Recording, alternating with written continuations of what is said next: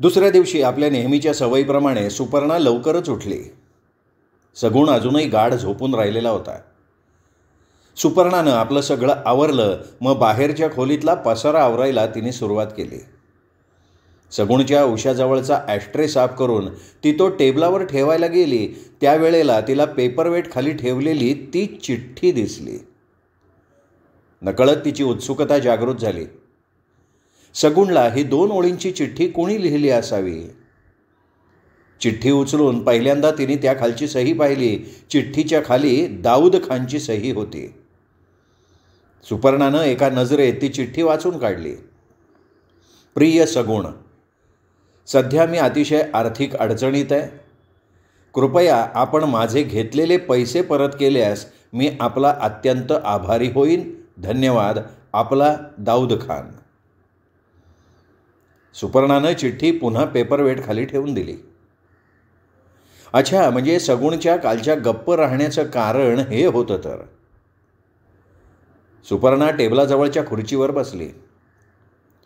सगुणने दाऊद खानकडनं किती पैसे आणि कशासाठी घेतलेले असावेत? आंटीकडनं आपल्याला 10,000 रुपये मिळाल्याचं सगुणनं खोटं तर सांगितलेलं नसावं. पण असं आपल्याला खोटं सांगायचं सगुणला कारणच काय?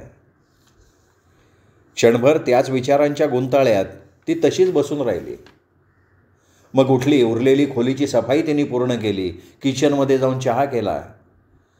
चहाचे कप बाहेर घेऊन आल्यावर तिने सगुणला उठवलं. सगुणचे डोळे लाल दिसत होते. रात्री बराच वेळ तो जागलेला असावा. सगुणनं मोरीत जाऊन चूळ भरली. तोंड पुसत तो बाहेर येऊन कॉटवर बसला. सुपर्णानं पुढं केलेला चहाचा कप त्यांनी न बोलता घेतला. चहा पिऊन तो तसाच उदासवाणा बसून राहिला. त्याच्या समोरच बसून सुपर्णा त्याच्या चेहऱ्याचं बारकाईनं निरीक्षण करत होती.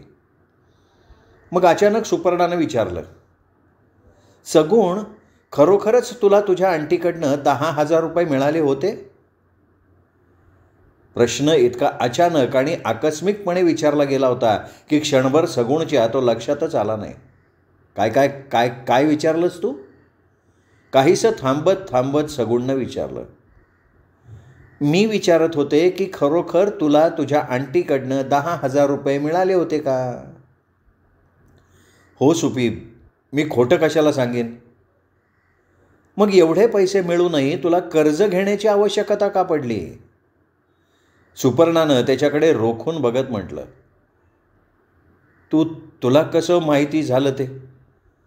सगुणनं डोळे विस्फारून तिच्याकडे बघत विचारलं. मगाशी टेबल साफ करताना दाऊद खानची चिठ्ठी माझ्या हाताला लागली. किती पैसे घेतलेस तू त्याच्याकडनं? हेच आपले 10,000 रुपये असतील. ओ गॉड, सगुण, तू एवढे पैसे घेतलेस त्यांच्याकडनं? नाही, एकदम नाही घेतले. थोडे थोडे करून रक्कम वाढत गेली. जाऊ दे, तू त्याचा विचार करू नकोस. कसं ना कसं करून मी त्याचे पैसे देऊन टाकीन. 5-6 हजारापर्यंत मोटरसायकल विकली जाईल. बाकीचे सगुण माझ्या अकाउंटला 4-1 हजार रुपये असतील. नाही, तुझ्या पैशांना हात नाही लावणार आहे मी. का नाही लावणार? कारण मला तो अधिकार नाही. तू दाऊदकडनं कर्ज घेऊ शकतोस, माझ्याकडनं नाही का? नाही सुपी, तसं नाही आहे. मी करीन काहीतरी, आणि तशीच वेळ आली ना तर तुझ्याकडे मागेन. चल, 10:30 वाजता आपल्याला आर्ट गॅलरीमध्ये जायचं आहे ना? सगुणनं सफाईनं विषय बदलून टाकला. हो, माझं सगळं आवरलं आहे. तू तुझं आवर. तुझं आंघोळीचं पाणी मी स्टोववर ठेवलं आहे. बरोबर 10:30 वाजता ते डिसोजा साहेबांच्या मॉडार्ट गॅलरीत पोहोचले. सगुणनं आपल्याबरोबर 10-12 चित्रं घेतली होती. त्यातली काही दृश्यचित्र होती, काही पोर्ट्रेट्स होती. डिसोजा साहेब त्यांचीच वाट बघत आपल्या केबिनमध्ये बसला होता. सुपर्णाला बघताच तो आपल्या खुर्चीतनं उठून उभा राहिला. हॅलो मिस सुपर्णा, मी आपलीच वाट बघत होतो.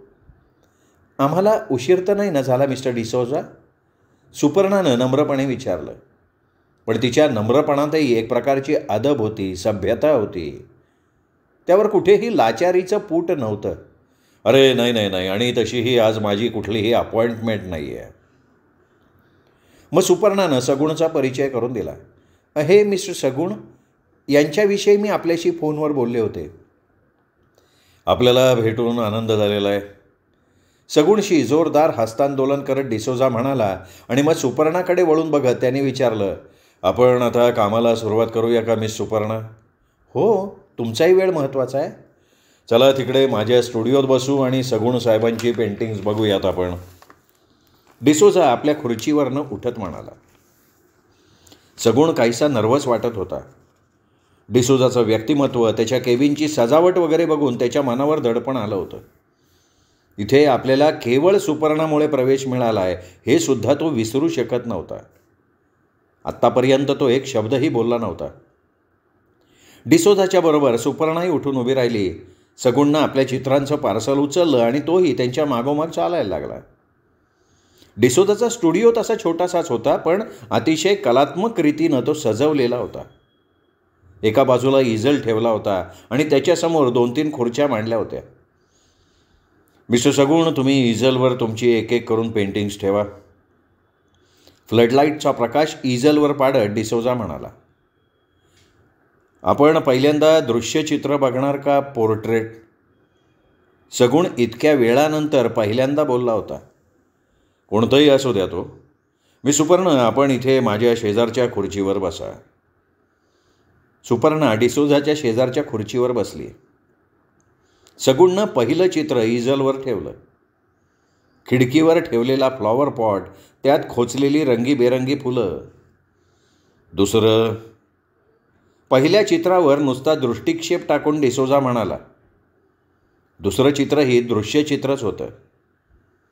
रस्त्यावर उभा असलेला एक ट्रक, ट्रकच्या बाजूला एक हातगाडी. पुढचं. डिसोजा बोलला. एखाद्या परीक्षेला बसणाऱ्या विद्यार्थ्यासारखंच सुपर्णा आणि सगुणचे हावभाव होते. 4-5 दृश्यचित्र पाहिल्यावर डिसोजा म्हणाला, सगुण साहेब, आता आपण आपलं पोर्ट्रेट दाखवा. पहिलं पोर्ट्रेट एका लहान मुलाचं होतं. दुसरं. हे पोर्ट्रेट मोनाचं होतं. 4-5 पोर्ट्रेट पाहिल्यावर डिसोजा उठून उभा राहिला. सगुणनं आपली सगळी चित्र गोळा केली. तिघेही स्टुडिओतनं बाहेर पडले. डिसोजाच्या केबिनमध्ये आले. सुपर्णा काहीशी अस्वस्थ झाली होती. डिसोजाचा निर्णय ऐकण्यासाठी ती काहीशी उत्सुकही होती. सगुणही काहीसा अस्वस्थ दिसत होता. आपली अस्वस्थता लपवण्यासाठी त्यांनी एक सिगरेट काढून पेटवली. खुर्चीवर बसल्यावर डिसोजा सुपर्णाला उद्देशून म्हणाला, मी सुपर्ण, आपली जुनी ओळख आहे म्हणून मी थोडं स्पष्ट बोलतो. मलाही आपलं स्पष्ट मत आवडेल. थँक्स. तर मला असं म्हणायचं होतं, मी सुपर्णा, चित्रकला आणि फोटोग्राफी दोन्हीमध्ये बराच फरक आहे. माफ करा सगुण साहेब, आपण मला कदाचित असभ्य म्हणाल, पण माझं स्पष्ट मत आहे की आपल्या चित्रांमध्ये कलात्मकता नाही. नक्कल म्हणून आपली चित्रं चांगली आहेत, पण त्यांना आर्टच्या दृष्टीनं काहीही किंमत नाही. ही चित्र कुठल्याही आर्ट गॅलरीत ठेवण्याच्या लायकीची नाहीत. फुटपाथवर ठेवून आपण त्यातनं चांगली कमाई करू शकाल. अच्छा, नमस्ते. डिसोजानं काहीशा कडवट स्वरात आपला निर्णय सांगून टाकला. डिसोजाच्या बोलण्यावर क्षणभर सुपर्णा आणि सगुण एकदम स्तब्ध झाले. डिसोजानं एवढ्या कडवट शब्दात आपलं मत कसं व्यक्त केलं याचा आश्चर्य सुपर्णाला वाटत होतं, तर सगुणला डिसोजाच्या निर्णयाचं. एक शब्दही न बोलता दोघे उठले. डिसोजाच्या केबिनमधनं बाहेर पडले, रस्त्यावर आले. आता ते पायीच हळूहळू चित्रवाणीकडे जात होते. चित्रवाणीचे मालक सुमंत साहेबांची कुठलीही वेळ ठरवलेली नव्हती, त्यामुळे तशी काही घाई नव्हती. सगुणचं मौन असहाय्य होऊन सुपर्णा म्हणाली, हां बोल. सगुण नुसताच म्हणाला, हे बघ सगुण, हा डिसोजा आहे ना, हा पक्का बनी आहे. त्याला फक्त कलाकृती विकणं एवढंच माहिती आहे. निर्मितीचे कष्ट काय असतात याची त्याला कल्पना नाही आहे. तेव्हा त्याचं बोलणं तू सिरियसली घेऊ नकोस. शिवाय तो जाऊ दे ग, मी काय त्याच्या बोलण्याचा विचार करत नाही आहे. चल, समोरच्या रेस्टॉरंटमध्ये आपण कॉफी घेऊया. आपल्या चेहऱ्यावरची उदासी झटकून टाकण्याचा प्रयत्न करत सगुण तिला म्हणाला. दोघांनीही एक एक इडली सांबार आणि कॉफी घेतली. थोड्या वेळापूर्वीचं डिसोजाचं कडवट बोलणं विसरून प्रसन्न मुद्रेनं ते बाहेर पडले. नव्या उमेदीनं चित्रवाणीकडे चालायला लागले. चित्रवाणीचे मालक सुमंत हसतमुख आणि प्रसन्न व्यक्तिमत्वाचे होते. त्यांनी डिसोजासारखं स्टुडिओत वगैरे जाऊन चित्र बघायचा तमाशा केला नाही. सगुणकडनं एक एक चित्र घेऊन ते आपल्या टेबलावरच ठेवून बघत होते. त्यांनी सगळी चित्र 5-10 मिनिटात पाहिली. मग सगुणकडे हसून बघत ते म्हणाले, सगुण साहेब, आपण चांगली पोस्टर बनवू शकता. ही सगळी चित्र उत्कृष्ट पोस्टर्स आहेत, यात आर्ट नाही. हां, पण आपल्यात प्रतिभा आहे. आपण आणखीन थोडी मेहनत केली तर चांगली चित्र काढू शकाल. शिवाय मी तर मॉडर्न आर्टचा भक्त आहे. आपण वाईट वाटून घेणार नसाल तर आपल्याला एक सल्ला देऊ का? या आर्ट बिर्टमध्ये काही ठेवलेलं नाही आहे. आपण दुसरा कसला तरी धंदा करा. आर्ट माझ्या दृष्टीनं धंदा नाही आहे मिस्टर सुमन, तो माझा धर्म आहे, माझी निष्ठा आहे. सगुणनं आपला संताप मनातल्या मनात दाबून ठेवण्याचा आटोकाट प्रयत्न केला होता, पण तो त्याच्या बोलण्यातनं व्यक्त झाला होता. त्याचे डोळे संतापानं पेटल्यासारखे वाटत होते. मिस्टर सगुण, यात एवढं रागवण्यासारखं काही नाही आहे. जर तुम्ही कलेला आपला धर्म मानताय तर मग तुमच्याजवळ 4-5 लाख रुपये असतील. तसं असेल तर मग ठीक आहे, आपण आर्टवर बेशक मेहनत घ्या. खायची प्यायची काळजी नसल्यावर माणूस एखाद्या गोष्टीवर चांगल्या प्रकारे लक्ष केंद्रित करू शकतो. तसं झालं तर लोक चित्रकार म्हणून आपला स्वीकार अवश्य करतील. अच्छा, गुड नाईट. सुमंत साहेबांनी सगुणशी हात मिळवला. एक प्रकारे तो त्यांना निरोप देण्याचा प्रकार होता. सगुण आणि सुमंत साहेबांच्या एवढ्या सगळ्या संभाषणात सुपर्णा एक शब्दही बोललेली नव्हती. सगुणपेक्षा तिचाच चेहरा जास्त उतरला होता. खरं म्हणजे डिसोजा किंवा सुमन साहेब जे काही बोलले होते, सगुणच्या चित्राबद्दल त्यांनी जे काही मत व्यक्त केलं होतं, त्यात तशी अतिशयोक्ती काही नव्हती. सुपर्णालाही त्याची पूर्णपणे जाणीव होती. पहिल्या भेटीत तिने जेव्हा सगुणची चित्र पाहिली होती तेव्हाच तिला सगुणच्या मर्यादा लक्षात आल्या होत्या. पण आता सगुणमध्ये ती गुंतल्यामुळे त्याला उभारी द्यायचं काम तिला करावं लागत होतं. चित्रवाणीमधून बाहेर पडल्यावर सगुणनं दुसरी सिगरेट पेटवली होती. एकामागून एक तो सिगरेटचे झुरके घेत होता. त्याच्या चेहऱ्यावरचा तणाव सुपर्णाच्या लक्षात आला होता. सुपी, चल परत जाऊया, सगुण काहीशा ताणलेल्या स्वरात म्हणाला. पण आता जर आपण सगुणचं ऐकलं तर त्याची उभारी पूर्णपणे ढासळेल याची सुपर्णाला कल्पना आली होती. म्हणूनच स्वतःच्या मनातली उदासी आतल्या दाबून टाकत ती म्हणाली, अरे नाही सगुण, केवळ 2 व्यापाऱ्यांच्या बोलण्यावरनं लगेच तू स्वतःला हीन वगैरे समजू नकोस. तू कलाकार आहेस, तुझ्या चित्रात कला आहे, जीवनाचं यथार्थ चित्रण आहे. जणू स्वतःलाच दिलासा द्यावा अशा प्रकारे ती बोलत होती. तिने सगुणचा हात धरला आणि म्हणाली, सुमंत मॉडर्न आर्टचं डील करतो. मॉडर्न आर्ट म्हणजे चित्रकला असा त्याचा समज आहे. तू मॉडर्न आर्ट बनवत नाहीस म्हणून सुमंतला तुझी चित्र समजलीच नाहीत. कल्पनाचा रे थोडासा चिडचिड्या स्वभावाचा आहे, पण मॉडर्न आर्टविषयी त्याच्या मनात घृणा आहे. तुझ्या चित्रातलं आर्ट कदाचित त्याच्या लक्षात येईल. शिवाय सगुण, तू हेही लक्षात ठेवायला हवं की यश असं सहजासहजी हाताला लागत नाही. आज जे काही प्रसिद्ध चित्रकार आहेत त्यांच्याही वाट्याला हेच अनुभव आलेत. तेही याच अपमानाच्या अग्निपरीक्षेतनं गेलेत. हे सगळं तुला सहन करायला पाहिजे रे. सुपी, सहन करण्याचा प्रश्नच येत नाही. माझ्या छोट्याशा वर्तुळात मला महान कलाकार समजण्यात येतं. जेवढे लोक मला माझ्या कलेला ओळखतात ते सगळे मला कलाकार मानतात. माझ्याशी अदबीनं आदरानं बोलतात. पण डिसोजा आणि सुमनच्या बोलण्यानं मला जणू काही फुटपाथवरच्या भिकाऱ्यात जमा केला आहे. खरं तर आता मला या लोकांच्या वाऱ्यालाही उभं राहू नये असं वाटतंय. पण ठीक आहे, तू म्हणतोयस तर रे साहेबांनाही भेटू. 2 अपमान सहन केलेलेच आहेत, आणखीन एक करू की. बोलता बोलता सगुणनं एका रिकाम्या टॅक्सीला हात केला. ते कल्पनामध्ये पोचले. कल्पनाचे मालक जागेवर नव्हते. सुपर्णा आणि सगुण त्यांची वाट बघत गॅलरीत मांडलेली चित्र बघत राहिले. 1-1.5 तासांनी रे साहेब तिथे आले. आल्या आल्या त्यांनी सुपर्णाची माफी मागितली आणि म्हणाली, माफ करा मिस सुपर्णा, मी जरा अकादमीमध्ये गेलो होतो. आता तुम्हाला काय सांगायचं, कसल्या मूर्ख लोकांच्या हातात सरकारनं अकादमी सोपवली आहे. मी केवळ आर्ट डीलर नाही, एक चित्रकारसुद्धा आहे. पण या लोकांना कलाकाराची कदरच नाही. मला 2 तास वाट बघायला लावली त्यांनी आणि 2 मिनिटात बाहेर काढलं सुद्धा. आर्ट आणि आर्टिस्ट आता दुर्गा माता रक्षण करो. रे साहेबांनी आपलं पुराण संपवलं आणि मग एकदम सगुणकडे बघत ते म्हणाले, अरे हो, तुम्ही कशासाठी आला होता तेच मी विसरून गेलो होतो. हेच का मिस्टर सगुण? हो, हेच मिस्टर सगुण. तुम्ही तुमची पेंटिंग्ज आणली आहेत का? रे साहेबांनी काहीशा कोरड्या स्वरात सगुणला विचारलं. हो, आणली आहेत. अरे मग वाट कसली बघताय, सोडा की तुमचं पार्सल. रे साहेबांनी हुकूम सोडला. सुपर्णाला रे साहेबांच्या बोलण्याची ढब मुळीच आवडली नव्हती. स्वतः आर्टिस्ट असूनसुद्धा दुसऱ्या आर्टिस्टशी ते किती असभ्यपणे बोलत होते.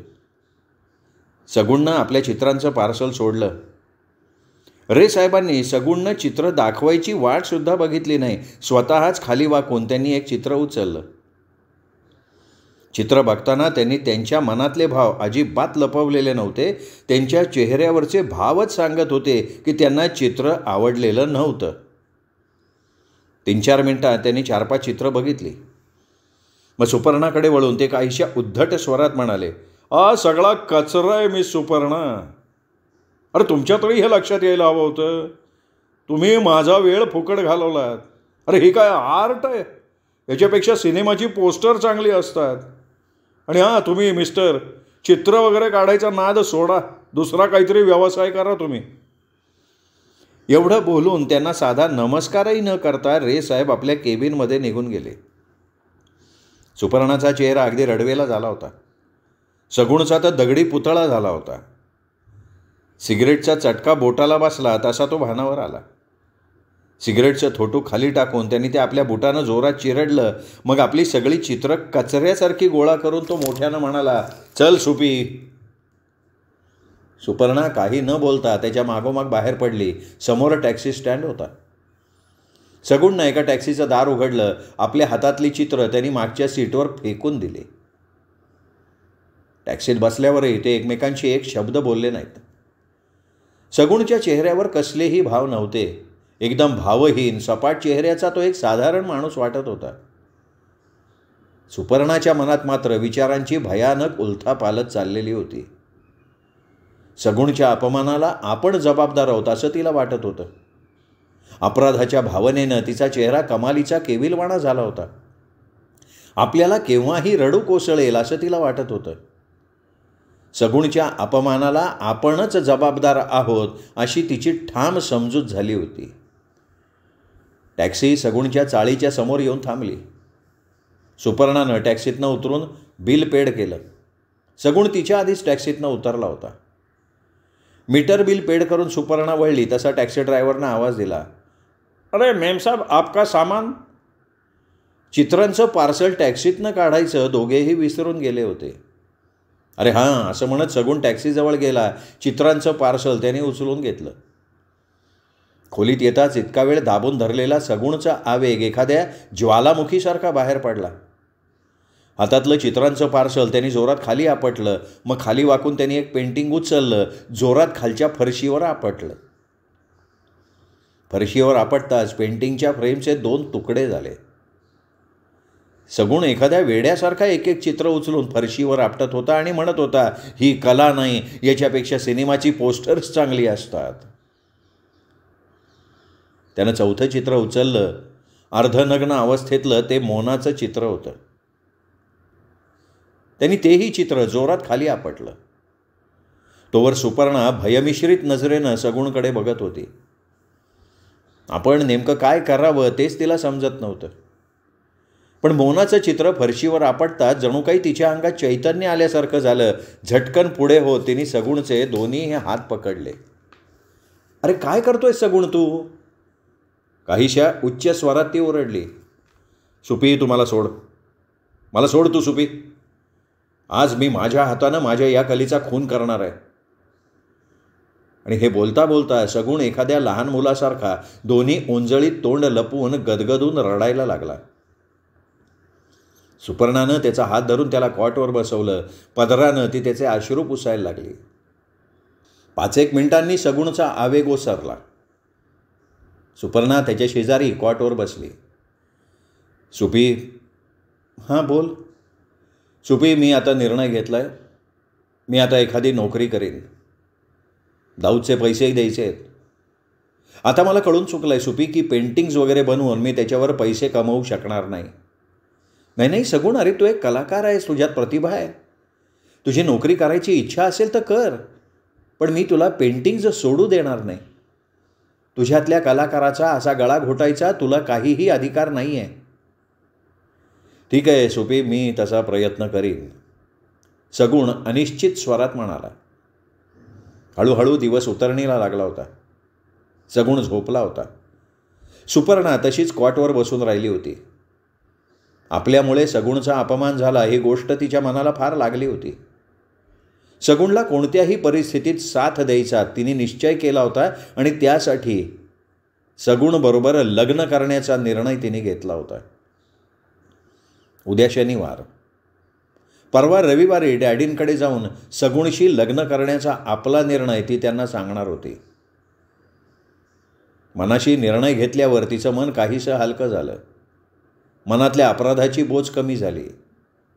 कॉटवरनं उठून ती किचनमध्ये गेली, चहा केला. मग सगुणला उठवून तिने त्याला चहा दिला. रात्री ते नेहमीप्रमाणे जेवायला बाहेर पडले. सुपर्णानं एवढ्यातच आपण घेतलेला निर्णय त्याला न सांगायचं ठरवलं होतं. परवा डॅडींकडे जाऊन आल्यावर ती त्याला सांगणार होती आणि सगुण नाही म्हणणार नाही याची तिला खात्री होती. शनिवारी सगुणने तिला सांगितलं, आज तो दाऊदला जाऊन भेटला होता. दाऊदनं पैसे परत करण्याविषयी त्याच्या मागे फारसा तगादा लावलेला नव्हता.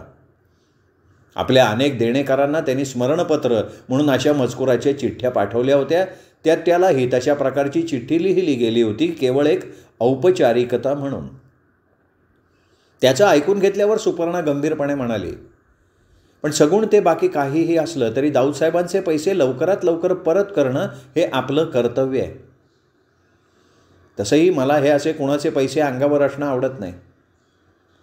आता दाऊदसाहेबांनी लगेच तुझ्या मागे पैसे परत करण्याचा तगादा लावला नाही हे चांगलंच आहे. तू तुझी मोटरसायकल विकू नकोस, पण माझ्याकडे जे 4,000 रुपये ते त्याला नेऊन दे, तेवढेच कमी होतील. नाही सुपी, मी कालच तुला म्हटलं होतं की तुझ्या पैशांना मी हात लावणार नाही.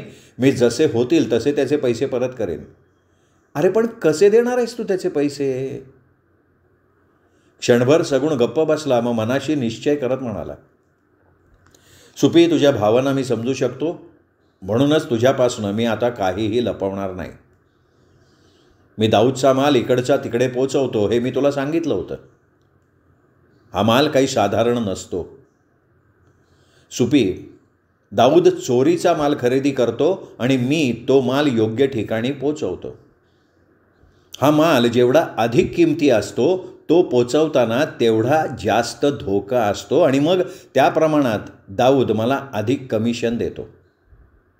या कमिशनमधनं मी त्याचे पैसे परत करेन. सगुण हे असं काही काम करतो हे ऐकून सुपर्णाला धक्का बसला. ती काहीशा कातर स्वरात म्हणाली, अरे हे तर बेकायदेशीर काम आहे सगुण. हो, ते मलाही माहिती आहे, पण इमानदारीनं काम करून मला कोणीही काहीही देणार नाही. आणि तसं पाहिलं तर मी काही स्वतः चोऱ्या माऱ्या करत नाही, कुणाला लुटत नाही, कुणाचं नुकसान करत नाही. फक्त दाऊदनं सांगितलेल्या ठिकाणी माल पोहोचवणं एवढंच माझं काम आहे. हे बघ, यावर मला काही वाद घालायचा नाही आहे सगुण, पण दाऊद अशा प्रकारचा माणूस असेल असं मला वाटलंच नव्हतं. अरे एवढा कलाप्रिय माणूस आणि असे धंदे करतो तो. मला आश्चर्य वाटतंय. हे बघ सुपी, त्याच्या धंदेशी मला काहीही देणं घेणं नाही आहे. मी कालच निर्णय घेतला होता. कोणत्याही परिस्थितीत मी माझी स्वतःची आर्ट गॅलरी बनवणार आहे. एकदा स्वतःची आर्ट गॅलरी असल्यावर मी लोकांना दाखवून देईन की माझ्यातही टॅलेंट आहे. माझ्या चित्रात कलात्मकता आहे. माझीही चित्रं विकली जाऊ शकतात. लोक ती हौसेनं विकतही घेऊ शकतात. खरंच सगुण, सुपर्णा अत्यानंदानं म्हणाली. कालच्या त्या घटनेमुळे मलाही वाटायला लागलं आहे आपली स्वतःची एक आर्ट गॅलरी असावी. लोकांनी चित्रकार म्हणून तुझा स्वीकार करायला हवा. कालपासनं माझ्याही मनात हेच सगळे विचार घोळत होते. सगुणनं सुपर्णाचे दोन्ही हात आपल्या हातात घेतले. काहीशा भावनातिरेकानं तो म्हणाला, खरंच सुपी, तुलाही असंच वाटतंय? हो सगुण, मलाही तुझं म्हणणं पटलं आहे. बास सुपी, तू माझ्या पाठीशी असल्यावर मी आता माझं हे स्वप्न प्रत्यक्षात उतरवण्याचा आटोकाट प्रयत्न करेन. चल उठ आता, उठ, मला सीटिंग दे. माझ्या अंगात आता नव्यानं उत्साह संचारलाय सुपी. सुपी उठली. कपडे बदलून ती सगुणला सीटिंग द्यायला तयार झाली. सगुण पुन्हा आपल्या कामात इंटरेस्ट घ्यायला लागलाय हे बघून तिला मनोमन आनंद झाला होता. सगुण, उद्या मी डॅडी मम्मींना भेटायला जाणार आहे. दिवसभर त्यांच्याकडे राहीन, संध्याकाळी परत येईन. हो चालेल की, मी सकाळी तुला तुझ्या घरी सोडीन. कॅनव्हासवर रंगाचे फटकारे मारत सगुण म्हणाला. संध्याकाळी मी तुला न्यायला येऊ का तू स्वतः येशील टॅक्सीनं? अरे नाही, मी येईन की टॅक्सीनं. ओके, मग सकाळी मी सोडवतो तुला. श्रोते हो, हा होता सुरेश वैद्य लिखित कठपुतळी या कादंबरीचा 12वा भाग, 13वा भाग उद्या ऐकत रहा. सुरेश वैद्य लिखित कठपुतळी दीपक रेगे कथाकथन चॅनलवर. दीपक रेगे कथाकथन चॅनल म्हणजे कथा आनंदाचा अत्युच्च ठेवा.